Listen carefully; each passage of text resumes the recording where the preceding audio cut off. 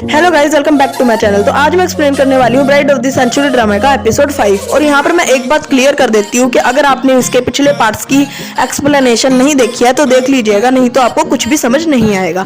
तो एपिसोड की शुरुआत होती है और हमें दिखाया जाता है रियल चोंग को। तो यहाँ पर जो रियल चोंग है हम उसे रियल बुलाएंगे ताकि नाम के बीच में कंफ्यूजन ना हो, और ड्यूरिम को हम बुलाएंगे चोंग। तो शुरुआत होती है और रियल जो है वो जो चोंग पर नजर रख रही होती है। तो रियल और रियल की मॉम का ये प्लान था कि वो दोनों चोंग को कैंगचू की फर्स्ट वाइफ बना देंगे, जिससे कि चोंग की डेथ हो जाएगी क्योंकि कैंगचू के परिवार पर एक कर्ज है।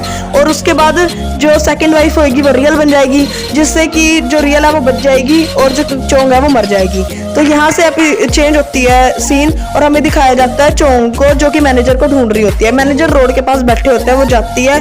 मैनेजर थोड़े से इमोशनल होते हैं, उसको अपने पास्ट के बारे में बताते हैं और उसके बाद वो दोनों घर आ जाते हैं। घर आते हैं तो वहाँ देखते हैं कैंगचू भी वहाँ पर है। तो कैंगचू से बोलता है कि मेरे को तो पार्टी में किसी ने इनवाइट नहीं किया लेकिन स्टिल मैं आ गया। तो चोंग सोचती है कि ये तो पागल है, और इतने में मैनेजर की तबीयत ज्यादा खराब होने लगती है और वो बेहोश होना शुरू हो जाते हैं। तो जो कैंगचू और चोंग होती है वो उन्हें घर पर लेटा देते हैं। उसके बाद सीन शिफ्ट होता है और हमें दिखाया जाता है सुबह का, जहाँ पर मैनेजर को मोम पर शक हो गया था कि वो रियल के साथ कनेक्शन में है, यानी कि वो उसने जो है बिल्स देख लिए थे काफी सारे और उसे ये शक हो चुका था कि जो मोम है वो रियल के साथ कनेक्शन पे है। सीन यहाँ से शिफ्ट होता है और हमें दिखाया जाता है मोम को। मोम को भी पता चल चुका था कि मैनेजर को मोम पे शक हो चुका है। फिर इस साइड चोंग होती है और उसे उसकी फ्रेंडों का फोन आ जाता है। उसकी फ्रेंड्स उनसे पार्टी मांग रही थी क्योंकि उसकी एंगेजमेंट हो चुकी थी और शादी होने वाली थी। तो जो चोंग होती है वो चली जाती है पार्टी के लिए, लेकिन उसे समझ नहीं आता कि जो उसकी फ्रेंड्स ये सारी है उनके नाम क्या है और उनके बारे में उसे कुछ भी नहीं पता था, क्योंकि रियल को तो पता होगा लेकिन चोंग को तो पता नहीं होगा। चोंग तो ड्यूरिम है। तो होता ये है, वो जाती है वहां पर अपना फोन चेक करती है और उसे पता चलता है कि ये सारे उसके फ्रेंड्स हैं। उसके नाम वगैरह उसके फोन में सारे कलेक्शन होते हैं। तो वो नाम वगैरह देखने के बाद उनके साथ जाती है, बैठती है। तो वहां पर सारे उसको मतलब इंस्टिगेट करने लगता है कि वो कैंगचू को बुलाए ताकि वो भी कैंगचू से मिल पाए। तो वो सारों के दबाव में आके कैंगचू को फोन मिला देती है और बोलती है कि क्या तुम आ सकते हो, जिसके रिप्लाई में कैंगचू बोलता है नहीं कि मैं बहुत ज्यादा बिजी हूँ। तो जो चोंग होती है वो ठीक है कर हो जाती है, थोड़ी सी सैड हो जाती है और अपनी फ्रेंड्स को बोलती है कि वो नहीं आ रहा। तो उसकी फ्रेंड्स सोचती है कि कैंगचू चोंग से प्यार बिल्कुल भी नहीं करता, लेकिन बाद में कैंगचू का दिल पिघलता है और कैंगचू आ जाता है खाने के लिए और चोंग देख के बिल्कुल हैरान कि ये कैसे टपक गया। वो दोनों जाते हैं, बैठते हैं, खाना वगैरह खाते हैं और कैंगचू तो प्यार से बात कर रहा था, उसे लगता है कि ये कैंगचू है ना, कोई और तो नहीं टपक गया। तो उसके बाद जो चोंग होता है उसके जो नाइफ होता है वो नीचे गिर जाता है और वो जैसे ही नीचे झुकती है वो देखती है कि जो रोमी होती है वो रोमांस कर रही होती है कैंगचू के साथ, यानी अपना पैर जो है वो कैंगचू के पैर पे टच कर रही होती है। और वो सोचती है कि वैसे तो ये इंसान बोलता है कि ये बहुत ही ज्यादा मतलब असूलवादी है, इसके बहुत तगड़े असूल है, लेकिन अब देखना सारे असूल कहाँ गए। वो ऊपर उठती है और उसके बाद सबको वहां से फाइनली साइड कर देती है कि हो गया खाना, चलो चलते हैं घर। और उसके बाद जब रोमी भी जाने लगती है तो वो अपनी सैंडल ढूंढती है लेकिन उसे मिलती नहीं। तो वो जो सैंडल थी वो चोंग के हाथ में थी और चोंग उसकी सैंडल साइड में फेंकती है और बोलती है कि तुम्हारा ईमान नीचे गिरा हुआ था, ना कि तुम्हारी जुत्ती। उसके बाद चोंग और कैंगचू घर पे आते हैं। तो चोंग कैंगचू से सवाल पूछती है कि क्या तुम्हारे और रोमी के बीच में कुछ है। तो कैंगचू बोलता है कि नहीं, हमारे बीच में कुछ भी नहीं है और तुम्हें टेंशन लेने वाली कोई भी बात नहीं है, और अगर होगा भी तो तुम्हें क्यों बताए। तो वो कुछ भी सीधा सीधा रिप्लाई नहीं देता और ये सारी बात मोम भी सुन लेती है। उसके बाद मोम जो है चोंग को अंदर लेके जाती है और चोंग को बोलती है कि तुम्हें आगे से कैंगचू पर नजर रखनी पड़ेगी कि कैंगचू और रोमी के बीच में किस तरह का रिश्ता है। तो इसमें चोंग जो है वो मान जाते हैं। वो तो काफी खुश हो जाते हैं कि इस इंसान पर तो उसे नजर रखनी ही पड़ेगी। इसके बाद मैनेजर का रात को दिल नहीं लग रहा होता तो वो चोंग को लेकर साथ में खाना खाने के लिए जाते हैं बाहर वाली साइड। तो वहां पर वो पफिन वगैरह कुछ खरीदते हैं और वहां पर वो पफिन वगैरह खरीदने के बाद जब जा रहे होते हैं तो पीछे से एक लेडी आती है और वो बोलती है कि आप अपना सामान भूल गए। तो इसकी में जो चोंग है वो हैरान हो जाती है कि हमने तो कुछ ऐसा लिया नहीं जो हम भूल गए, या जो भी हमने लिया वो हम लेके जा रहे हैं। तो वहां पर जो लेडी होती है वो ये बताती है कि अभी आपके जैसे दिखने वाली लड़की तो यहाँ ये सब छोड़ के गई, भूल के चली गई। तो इस पे जो है मैनेजर है वो काफी ज्यादा हैरान हो जाता है और अपनी बहन को इधर उधर ढूंढना शुरू कर देता है और चोंग भी ढूंढना शुरू कर देती है। लेकिन आगे से एकदम कार आ जाती है और मैनेजर चोंग को लेके साइड में हो जाता है और मैनेजर यहाँ पर एक बहुत ही क्यूट सी लाइन बोलता है कि मेरे लिए रियल तो इम्पोर्टेंट है ही, लेकिन तुम भी बहुत ज्यादा इम्पोर्टेंट हो। तो उसके बाद यहाँ पर सीन शिफ्ट होता है, उन्हें नहीं मिल पाती रियल और ये सब हमें पता चलता है कि रियल का ही प्लान था। उसके बाद सीन यहाँ से शिफ्ट होता है और हमें दिखाया जाता है चोंग और उसकी फ्रेंड को।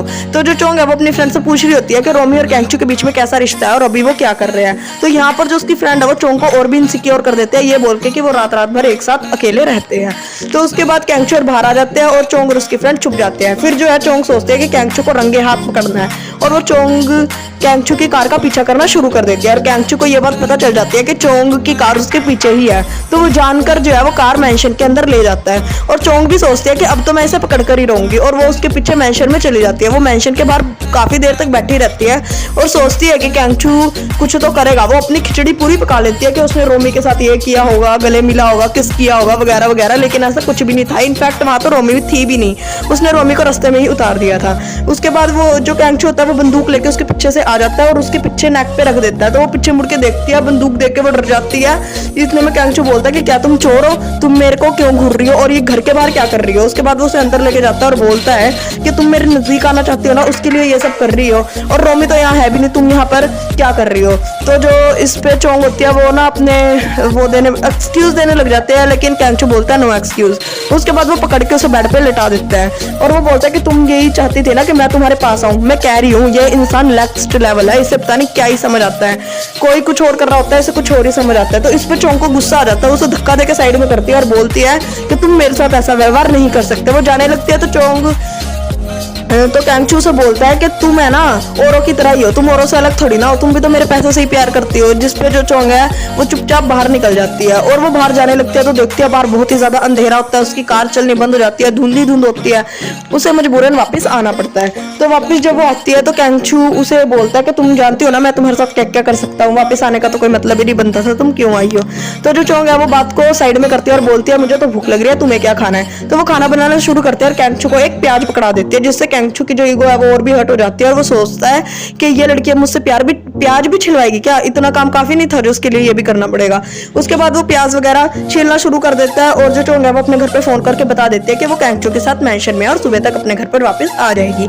उसके बाद जो मैनेजर होता है वो अपनी मोम के रूम में जाता है उसे ये बताने के लिए कि लेकिन उसकी मोम तो वहां पर होती नहीं है। तो वो अपने मोम के फोन से एक नंबर डायल करता है जो कि उसकी मोम के फोन से बहुत बार डायल हो चुका था, लेकिन उस टाइम उस फोन को कोई नहीं उठाता। इतने में उसकी मोम आ जाती है और वो बोलता है कि चोंग सुबह तक वापस आएगी। उसके बाद कैंगचू और चोंग खाना खाने लगते हैं। तो जो चोंग होती है वो कैंगचू से पूछती है कि खाना कैसा बना है, लेकिन कैंगचू रिप्लाई कुछ नहीं देता, बोलता है बहुत ही घटिया बेकार। उसके बाद कैंगचू जो है वो चोंग के बारे में जानना शुरू कर देता है। वो बोलता है तुम्हें क्या पसंद है। तो चोंग इसमें पहले तो अपनी पसंद बताती है, लेकिन फिर वो अपनी पसंद को साइड में करके रियल की पसंद बताना शुरू कर देती है कि जो रियल मतलब कि उसे शुगर फ्री केक वगैरह खाना पसंद है। उसके बाद वो उससे पूछता है कि तुम ये ब्रेसलेट क्यों पाके रखती हो हमेशा। तो वो बताती है कि ये उसे किसी ने गिफ्ट किया था। तो यहाँ पर एक बहुत ही ज्यादा प्यारी सी इनकी बातचीत चलती है। उसके बाद जो चोंग होती है वो कैंगचू को बर्तन धोने के लिए दे देती है, लेकिन कैंगचू कहता है पहले तो तुमने मेरे से प्याज छिलवाया, ये भी करना बाकी है क्या।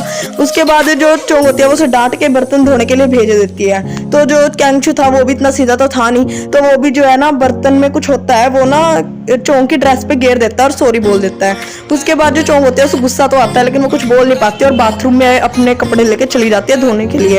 वो टोवल जो है लपेट के और उसके बाद अपने कपड़े धो रही होती है, लेकिन इतने में ही है ना उसका पैर फिसलता है साबुन पे से और वो सीधा गिर जाती है, जिससे बाथटब पे उसकी नेक लगती है।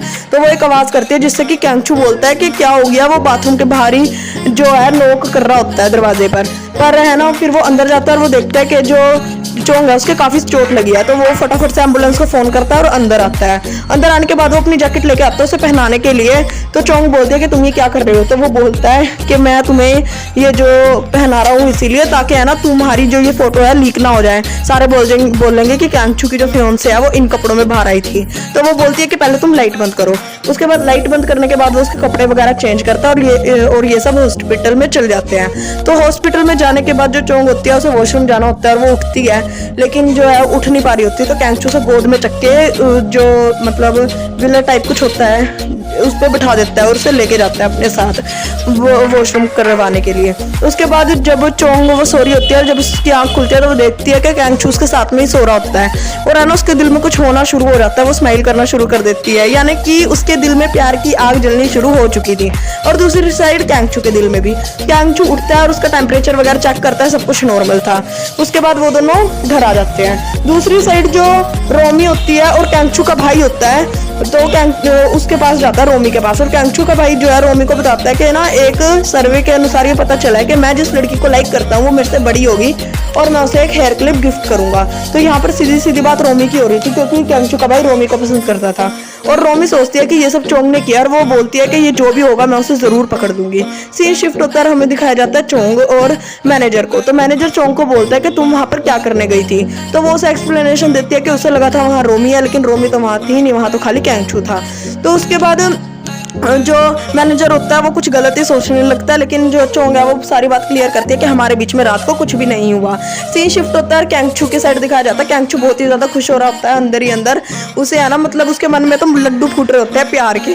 तो जो नौकर होता है वो उसकी ना थोड़ी वो मजाक करना शुरू कर देते हैं कि आखिर में तुम्हारी शादी होने वाली है, ये सब तो होता ही है। उसके बाद कैंगचू बाहर खड़ा होता है और उसके पास आते हैं उसके डैड, और उसके डैड उससे कुछ बात करते हैं। उसके बाद वो अंदर चले जाता है। उसके डैड को एक बहुत ही ज्यादा बुरा सपना आता है कैंगचू के डैड को कि ना वो एक ब्राइड के साथ खड़े हैं। पहले तो वो खुश होते हैं, लेकिन उस ब्राइड के हेड पे से खून आना शुरू हो जाता है। सीन शिफ्ट होता है, सुबह हमें दिखाया जाता है चोंग को। चोंग को कैंगचू फोन करता है और बोलता है कि हमारी मीटिंग है, क्या तुम आ सकती हो। तो चोंग बोलती है नहीं, मैं ना अच्छा फील नहीं कर रही। लेकिन चोंग ने बहाना बनाया था क्योंकि उसे जापानीज नहीं आती थी और मीटिंग जिनके साथ थी वो जापानीज थे।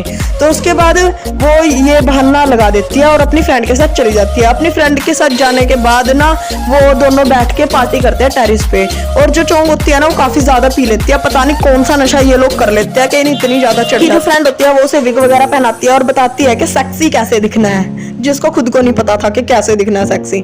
तो यहाँ से सीन शिफ्ट होता है और हमें दिखाया जाता है कि जो चोंग की फ्रेंड है उसके घर पर कोई नॉक कर रहा होता है। तो वो बाहर जाती है तो पता चलता है कि ये दोनों उसके आशिक थे, यानी चोंग की फ्रेंड के आशिक थे।